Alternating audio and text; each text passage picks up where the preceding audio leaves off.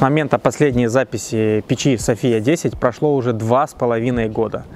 И за этот период, за это время отопительная наша печь претерпела ряд улучшений. Мы растопим отопительную печь, я покажу непосредственно сам дом, где мы установили ее, каким образом было выбрано место расположения, а также на дворе зима, и мы произведем замеры, за сколько печь растопит вот этот вот дом из бруса в 70 метров квадратных. Она горячая, как батарея, знаете? Поехали! Ну вот мы находимся в доме, где печь уже заняла свое почетное место. Располагается она в гостиной кухне. За вами, за зрителями, большие витражные окна. И вот это место одно из лучших мест, которое можно было вообще установить печь, потому что с правой и с левой стороны у нас спальни, правильно? Соответственно, открывая двери, у нас горячий воздух из печи проникает в спальни и обогревает их дополнительно. Поэтому с точки зрения места установки лучший вариант, где можно было печку поставить. Печь у нас уже эксплуатируется. Мы около 1,5 месяцев назад в ноябре ее установили. И у заказчицы, можно сказать, это основной источник тепла. Я бы хотел сказать, что максимальная ширина дров, которые можно использовать в печи, около 35 сантиметров. Сейчас у меня дрова нарублены порядка 30 сантиметров. Вот такие вот дрова я буду использовать. Но вы можете использовать и 35 сантиметров, потому что они тоже внутрь помещаются. В первую очередь, для того, чтобы уложить дрова, надо вспомнить, печка подовая у нас, либо колосниковая. В данном случае отопительные печи все Софии делаются именно по системе подового горения, когда у нас внизу под, сверху свод, и именно сверху подается кислород для горения. Поэтому мы снизу укладываем более крупные дрова, и все выше и выше и выше укладываем мелкие дрова. Поэтому горение будет происходить сверху вниз. Ну а прежде чем растопить печь, обязательно необходимо открыть все заслонки на подачу воздуха и на уходящую. На подачу воздуха находится под дверцей, на дымоход заслонка находится непосредственно на первом элементе дымохода. Все подготовительные мероприятия сделаны, а теперь распаливаем.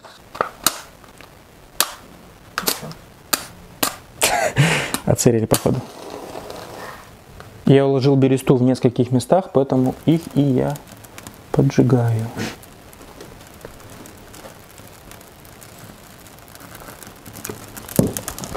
Дверцу закрываю неплотно, буквально пару сантиметров оставляю для присоса воздуха с двери. Мы только что распалили печь, только-только, вот буквально минуту назад. И первое, что я хочу сделать, я хочу проэкспериментировать, за какой период времени у меня начнет из конвекции выходить горячий воздух, и плита нагреется до 80 градусов по Цельсию. Это как раз таки именно та номинальная температура у камня, которую очень приятно трогать и ощущать. Секундомер у меня находится на нуле, нажимаю начать. Ну а теперь о технических характеристиках отопительной печи. Весит она 300 килограмм. И вот этот момент, этот фактор очень влияет на многих при выборе отопительной печи. И вот многие заказчики и меня, и менеджеры меня спрашивают, можно ли печку София 10 весом в 300 килограмм поставить на свайно-винтовой фундамент. Удержит ли она вес, не провалится ли она в пол и так далее. И вот что я могу вам сказать. Как правило, 90% строителей, которые строят загородные дома, используют порядка 110 сваи. А по номинальным характеристикам они держат порядка 12-13 тонн на одну сваю. Соответственно, у вас же не одна свая, у вас они несколько распределены по периметру дома. Это первый момент. Второй момент, как правило, используются лаги толщиной 150 миллиметров. То есть 150 лаги, и они с шагом 60 сантиметров, ну там 59, как правило, устанавливаются. Это совершенное строительство позволяет выдержать нагрузку порядка 600 килограмм на 1 метре квадратном. Поэтому говорить о том, что можно ли поставить печку Софию 10 в алькохлорите на свайно-винтовой фундамент, да, можно, без проблем. Я даже больше скажу. Некоторые ставят себе книжные полки и укладывают на эти полки огромное количество книг и не подозревают, что эта полка может весить до полутонны. Поэтому говорить о том, что печка весом 300 килограмм как-то повредит ваш пол, ну, не имеет в этом смысла. Поэтому смело устанавливайте печи, до 400 килограмм, я так предполагаю, на свайно-винтовой фундамент, конечно, если он сделан по технологии. Далее, мощность. Мощность отопительной печи 10 киловатт. Это номинальная мощность, которую вырабатывает отопительная печь. Она может варьировать до 14 киловатт и от 6 киловатт. В зависимости от того, как вы топите, в каком режиме вы топите и в какое время года вы топите. К примеру, в осенне-весенний период печка способна отопить помещение до 80-100 квадратных метров. Если мы говорим о зимнем периоде, то это в 2 раза меньше. От 40 до 60 метров квадратных печь подойдет для постоянного отопления. Повторюсь, именно для постоянного. Потому что осенне-весенний период нам необходимо поднять температуру с 10-15 градусов там, до комфортных 22-24 градусов по Цельсию. А зимой температуры могут достигать до минус 20. И вам нужно дельту в 40 градусов нагнать в помещение, чтобы у вас была комфортная температура. Поэтому мощности здесь нужно больше. Согласно нашему секундомеру, мы уже 5 минут топим, поэтому дверцу уже закрываем, потому что печка распалилась и уже схватились крупные дрова. Поэтому закрываем ее максимально. И габаритные размеры. Высота у нас печи 940 мм, глубина 470 мм, а ширина 630 мм. О чем это говорит? О том, что печка у нас по глубине не глубокая, но при этом широкая. То есть ее можно ставить максимально близко к стене по возможности, и при этом она не будет казаться, что она просто выпирает на все помещение впереди. Поэтому такое расположение и такие габаритные размеры позволяют нам ее, минимизировать ее размер.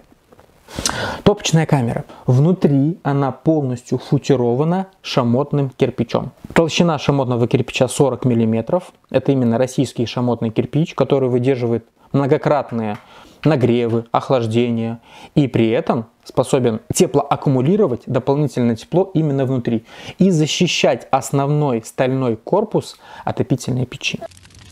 Внимательный зритель увидит, что на задней стенке у отопительной печи на футировке есть 4 отверстия. Это не просто так сделано, это вторичный дожик. Мы подаем дополнительное количество кислорода в верхнюю камеру сгорания для того, чтобы дожигать не сгоревшие уходящие газы именно от дров. Это позволяет поднять коэффициент полезного действия любой практически печи, в нашем случае Софии, на 18%. Что касается диаметра дымохода, здесь он рекордно небольшой для своих мощностей и характеристик. Диаметр дымохода 120 мм. И выполнен патрубок печи в плюсе, то есть он сделан больше, чем 120 мм. Для чего это нужно? Для того, чтобы труба заходила именно внутрь в патрубок. Тем самым сборка печи дымохода с патрубком происходит по конденсату. То есть, если у вас образуется конденсат в трубе и он скатывается вниз, он не оседает на наружных стенках дымохода. Он оседает именно внутри и капает непосредственно на саму печь. А когда вы прожигаете, оно просто прожигается и у вас внутри печи ничего не остается. По поводу материала изготовления. Как я говорил ранее, у нас печка стальная, внутри она футирована шамотным кирпичом, а снаружи выполнена из натурального камня талькохлорид. Добывается это все в Карелии, то есть у нас в России, режется, пилится, обрабатывается и собирается непосредственно на самом объекте. То есть на объект приходят 2 упаковки. Первая упаковка — это сама печь, оснастка, инсерта так называемая. А вторая упаковка — это сам камень. Хочу обратить внимание на том, что печь облицована талькохлоридом. Талькохлорид толщиной 40 мм. И весит он порядка 160 кг. Скажу вам честно, это хорошая теплонакопительная масса, которая, нагреваясь, создает очень мощную инертность и выдает эту температуру на протяжении долгого периода времени. К примеру, предположим, вы нагрели отопительную печь. Вечером начали топить часов 8, приехали на дачу. До 11 вывели ее в номинальный режим, либо до 12. И поставили на режим длительного горения и оставили, пусть она там догорает. Часа 2-3 ночи, скорее всего, она уже догорит. И камень нагреется, скорее всего, до температуры 100 градусов по Цельсию, плюс-минус. И он будет остывать после того, как уже в топке нет огня. Внимание, 6 градусов в час. То есть, если она нагрелась до 100 градусов, через 6 часов она опустится всего лишь на 36 градусов. То есть, утром, когда вы проснетесь, облицовка еще будет теплая. Это режим поддержания. То есть, не думайте, что в этом режиме она будет нагревать ваше помещение, но она будет поддерживать тепло вокруг печного пространства. Не скучно меня слушать? Наоборот, столько нового узнали. Кто-то там мне рассказывает, Игорь, я по твоим видео засыпаю. Я говорю, спасибо большое. Когда монтирую. монтирую. Ну да, кто-то засыпает, да, под мои видео. А теперь поговорим о работе инженера и монтажной бригады. Когда приехал инженер на объект, на замер, он принял ряд технических решений, которые монтажники впоследствии реализовали. То есть первое, хоть и печка безопасная, и она надежная, но ее нельзя ставить на деревянный пол. Поэтому здесь мы подготовили основание в виде листа напольного 1000 на 1000. Мы его ставим на базальтовый картон толщиной 0,5 мм. Он его прижимает, саморезами зажимаем. И таким вот образом мы подготавливаем для печи негорючее основание. Перед печкой всегда оставляем около 40-50 см этого самого негорючего пространства. Если вдруг вы будете открывать дверцу, чтобы выпадающие угли по возможности не падали на само дерево, а падали непосредственно на лист негорючий. Далее. Печка относительно задней стены установлена на расстоянии 250 мм. Благодаря определенным технологиям, которые заложены в этой печи, а именно мы подогреваем входящий воздух через задние карманы. Тем самым мы понижаем температуру на задней стенке, у нас там экран полноценный стоит, уже встроен, и тем самым мы можем не защищать заднюю стенку. То есть эта технология позволяет нам максимально близко подпускать нашу теплонакопительную печь София к задней, даже горючей поверхности. В данном случае это у нас полноценное дерево. По нормативам Софию можно ставить 250 мм до горючих поверхностей, что мы в принципе здесь и сделали. Далее дымоход, диаметр которого, ранее я говорил, 120 мм. Но это внутренний диаметр дымохода. Заметьте, сразу у нас идет сэндвич диаметром 220 мм наружный. Почему мы можем позволить себе сразу же с первого элемента поставить сэндвич-дымоход? Все просто. Так как печка высокотехнологична и коэффициент полезного действия порядка 80%, это позволяет нам понизить температуру дымовых газов на выходе порядка 210-240 градусов по Цельсию. Именно вот там, вот на выходе. Это позволяет нам сразу же поставить термотрубу. То есть не нужно ставить эти разгонные монотрубы, которые переходят в термотрубу, а сразу мы можем поставить именно термотрубу. И внутри изоляция не спечется. Это очень важный момент, потому что если точно так же сделать на чугунную отопительную печь, с коэффициентом полезного действия, гораздо там они ниже, то вата, скорее всего, вот это спечется. Здесь же печка технологична, поэтому это позволяет понизить температуру дымовых газов на выходе и использовать сразу термотрубу, что позволяет вам использовать один диаметр наружно на протяжении всей длины дымохода в помещении. Здесь у нас некий второй свет небольшой, то хоть и одноэтажное помещение, но у нас кровля соответствует потолку, поэтому она очень красиво уходит в потолок. Под потолком у нас два отвода под 45 градусов, которые обходят непосредственно коньковую зону кровли, и выходим непосредственно над коньком еще сверху на полметра. Дымоход покрашен порошковой окраской в камере запекания и держит температуру до 200 градусов по Цельсию. Цвет можно выбрать любой. Считаю, что черный цвет максимально гармонирует с печкой, потому что у нас дверца черная, у нас элемент регулировки черный и дымоход черный. Некоторые любят еще серый цвет использовать. Он больше сочетается с камнем, но черный больше сочетается с дверцей и с рамками. Далее мы проходим через перекрытие. Перекрытие мы закладываем специальным способом. Я этот способ посмотрел у финнов. Далее гидроизоляция крыши. У нас всегда двойная. Это использование резинового мастер-флеша и узла прохода кровли металлического. Стараемся узел прохода завести прямо под конек, чтобы все было по конденсату и вода не затекала внутрь. На секундочку, мы даем гарантию на монтажные работы по гидроизоляции целый год.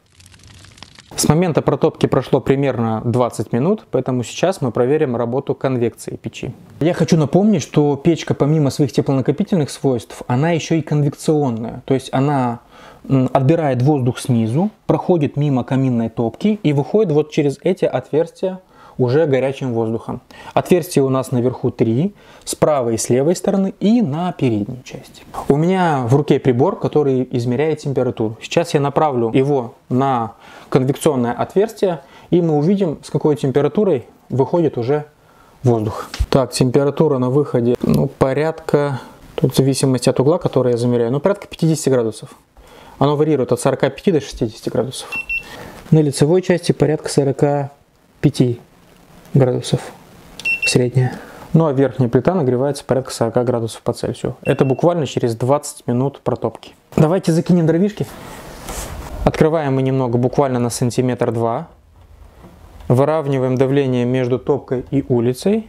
Выровнялось, чтобы не было задымления. И легко открываем. Отлично. У дверцы есть ограничитель, поэтому спокойно можете ее открывать, она по корпусу не заденется. Вообще дым не валит в помещение. Все остается внутри, и там непосредственно происходит процесс горения. Берем наши дровишки длиной 30 сантиметров и закидываем в топку. Вот посмотрите, я совершенно не обжигаюсь. Да, руке горячо, но в целом перчатка температуру держит. Пока дверца открыта, хочу пояснить некоторые моменты. Посмотрите внимательно, каким у меня образом стекло зафиксировано к дверце. Уплотнительные шнуры, это понятно. Вопрос в том, что я фиксирую стекло, оно жиростойкое, кстати, 4 мм, через пластинки. То есть у меня не точные зажимы, у меня зажимы на протяжении всей ширины и высоты самого стекла. Тем самым у меня нет каких-то элементов, где пережимают, то есть стекло не пережимается нигде. И нагрузка на болт, она распределяется равномерно на всей длине. Это очень важный момент, потому что раньше у меня было только снизу и сверху планка. То есть путем эксплуатации люди тоже мне дают обратную связь, поэтому мы понимали, что нам необходимо этот момент изменить. И я добавил пластину еще с правой и с левой стороны. Посмотрите, аккуратненько все даже на ЧПУ лазере мы это все выравниваем, гнем и сюда вот зажимаем. Вот очень грамотно смотрится. То есть внутрянка и стекло держатся замечательно. Ручка не горячая? Начинает нагреваться. Второе изменение, которое мы тоже внесли в печку, это рамка. Раньше вот этой вот рамки, закрывающая щель между камнем и печкой, не было. И бывало такое, что камень плюс-минус, он приходит там 2-3 мм не в размер. И чтобы нивелировать этот размер, приходилось печку выравнивать туда-сюда, болты подкручивать. Очень неудобно. Поэтому со временем мы просто сделали дополнительную рамку. Она уже идет в комплекте непосредственно сварена уже в самой раме дверцы. С технологической точки зрения это на самом деле не так просто сделать. Потому что там у нас эта пластина идет из 4 углов. То есть нужно все это грамотно рассчитать, загнуть в правильных местах, и чтобы при сварке у нас получилась одинаковая плоскость. Это усложнило процесс производства, но при этом вид совершенно другой. То есть у нас по периметру аккуратненькая окантовка, которая закрывает щель между камнем и топкой. По секундомеру мы топим 45 минут. И я хочу обратить внимание на внутреннюю футировку. Заметьте, когда мы ее начали топить, она вся была черная. То есть сажа была осевшая на кирпиче, там, сверху, снизу, со всех сторон. Теперь все начинает осветляться. Почему так происходит? Как я ранее говорил, я не подаю холодный воздух для горения в топочную камеру. То есть моя задача поднять температуру в топке. Порядка хотя бы 400-450 градусов по Цельсию. И вот именно тогда, когда у нас образуется температура 400+, тогда у нас вся сажа начинает сгорать. Начинает сгорать со стекла, с боковых стенок, с задней стенки, с верхнего отбойника. И что мы здесь видим? Мы здесь видим температуру в топке 400 градусов и более, что позволяет качественно сжигать дрова, что позволяет не пережигать топку. И при этом у нас красивое горение было внутри в топочной камере. Раз мы топим уже 45 минут, я все-таки предлагаю сейчас выйти в разные режимы, попробовать порегулировать, как она вообще работает в разных режимах. Сейчас у нас интенсивный режим горения, когда сверху подается все количество воздуха, которое вообще может подаваться. Предлагаю закрыть на 50% от общего объема подаваемого воздуха. Посмотрим, как изменится характер горения. Вот так, где-то. На самом деле ничего не изменилось. Почему так происходит? Потому что топка настроена таким образом, что максимальный режим до минимального режима, порядка 80%, как мы проходим, меняется только поток воздуха, количество воздуха входящего. Но при этом на характер горения это не сильно влияет. Потому что есть мегаинтенсивный режим горения, есть среднеинтенсивный режим горения. Закрывая зону подачу воздуха на 50, а то и 60%, мы переходим из интенсивного режима на среднеинтенсивный режим горения, так скажем, на номинальный. Поэтому спустя 35-40 минут я рекомендую закрыть заслонку подачи воздуха на 50%, потому что визуально огня больше не будет, и его меньше тоже не будет, оно также интенсивно будет гореть. Вот у меня сейчас очень много тепла от стекла исходит, мне уже жарко. Но при этом вы не будете так быстро сжигать дрова. То есть визуально вы будете видеть тот же огонь, но при этом экономия.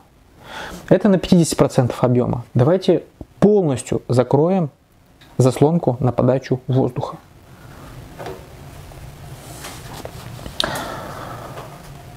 Сразу вижу, как замедляется пламя, и вторичный дождик начинает работать. Я хочу заметить, в режиме длительного горения не должно быть такого, чтобы исчез полностью огонь. Потому что если производитель сделает полностью глухую топку, где не будет подаваться кислорода, она у вас просто взорвется. Потому что внутри, в топочной камере, создается область разрежения, то есть пониженного давления. И если начать всасывать, и ей неоткуда будет всасывать, она просто может разорвать стекло. Потому что здесь, понимаете, да, кирпич ты его в себя не сломаешь. Металл ты тоже его не сломаешь. Единственное, что можно, вот элемент, который может сломаться, это непосредственно само стекло. Поэтому правильная печь в заслонке должна все-таки оставлять небольшие щели на подачу воздуха непосредственно в камеру горения, чтобы чуть-чуть, но воздух подсасывал. Это очень важный момент, и на нашей печи это реализовано. Когда у вас заслонка хоть и закрыта на 100% вот здесь, но там есть еще небольшая щелочка, откуда подается чуть-чуть кислород, и у вас вот такое вот мягкое горение. Давайте вернемся в обратный режим. То есть у нас из легкого мы увеличим подачу воздуха. И сейчас, по идее, должны разгореться дрова в том же режиме, который был до этого. У нас есть кочерга. Я предлагаю немного дрова выставить в правильном режиме и еще раз посмотреть на режимы длительного и интенсивного горения. Заметьте, мы топим уже практически час, у нас стекло идеально чистое. Вообще не изменилось. Вот как мы приехали, я даже больше скажу, даже немножко очистилось. Мы же вышли в пиковый режим температурный, и вот оно прям чистенькое при этом. Немного изменил дровишки относительно топки, и режим горения сразу же изменился. То есть, так как воздух подается спереди вот таким вот образом, то есть вот такой вот полукруг, полуоборот, то, зная, как он подается и правильно выставляя дрова, вы можете либо увеличить количество огня, либо уменьшить количество огня. В этом же режиме давайте уменьшим кислород.